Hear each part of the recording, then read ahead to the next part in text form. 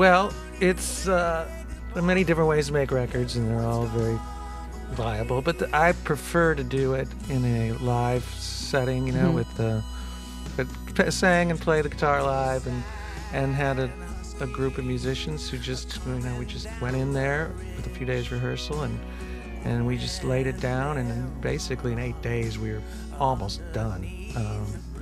In a great, cool studio in LA.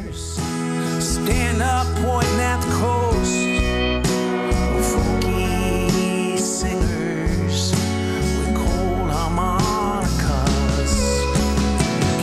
Well, you know, before the Jayhawks ever existed, I just thought of myself as a musician that would make records, and so yeah, I expected it to happen. I just didn't expect it to happen in 2008. This old boy's got the DC blues. They got me on the run. Hand me down my walking cane. Hand me down my shoes. It's my game to win. It's my game to lose. It's my game to win.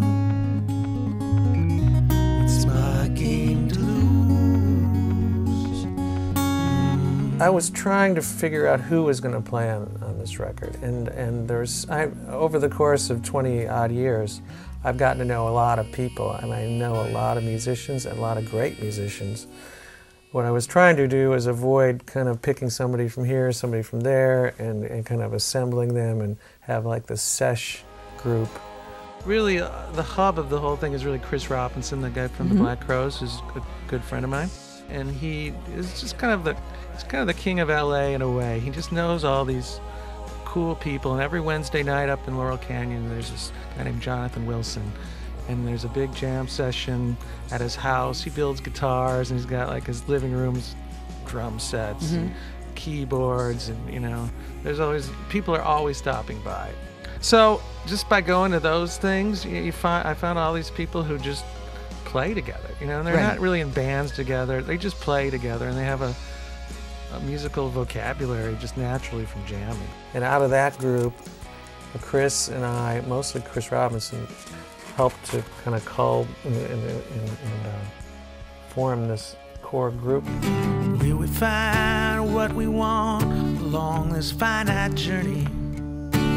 Is it here the sense appears, or are we merely learning that money leads to power, and power to corruption? The only way to heaven, mama, is the power of devotion. Oh, Omaha nights, gonna make it all right. Omaha Nights was really, it's really not about Omaha so much as it's about Skip Spence, which is really, he was in my mind. It was more like, I tend to like crazy people. I just tend to be drawn to them musically. So to me, it's more, Omaha Nights is more about a special music or art or whatever it is you need to go to make yourself feel okay. Rusty wire, bent to make a fence, rows and rows of houses, cold and still until tomorrow.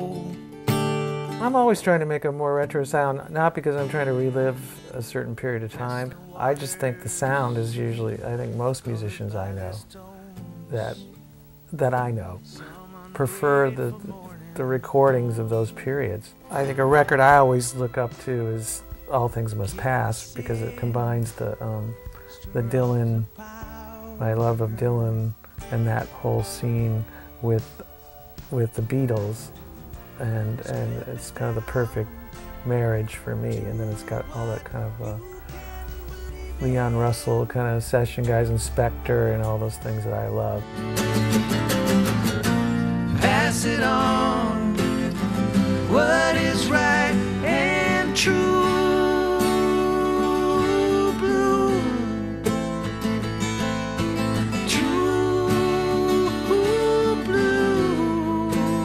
Sometimes my lyrics mean more than one thing.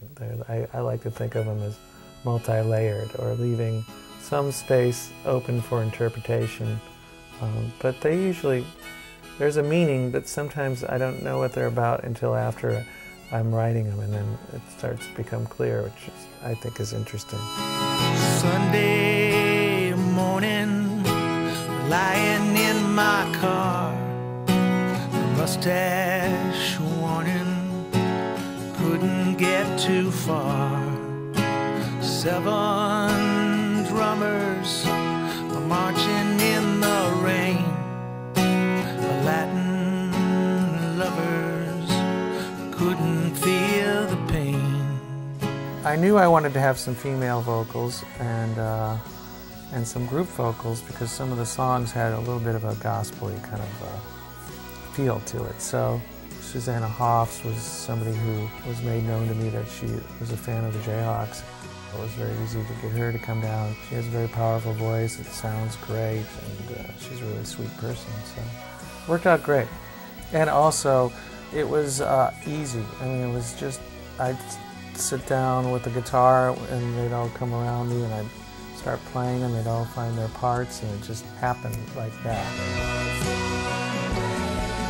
Do I see myself as a vagabond? Well, as I'm sitting here in this kind of opulent house, and I'm a homeowner, I can't really truthfully say I'm a vagabond, because I would be living the life under, and no possessions and no this or that. But you can be a vagabond spiritually, and you can certainly travel enough to get that, to have that in my blood, to feel like I can't stay in one place all the time. So I'm certainly one, even though maybe not a full-fledged one.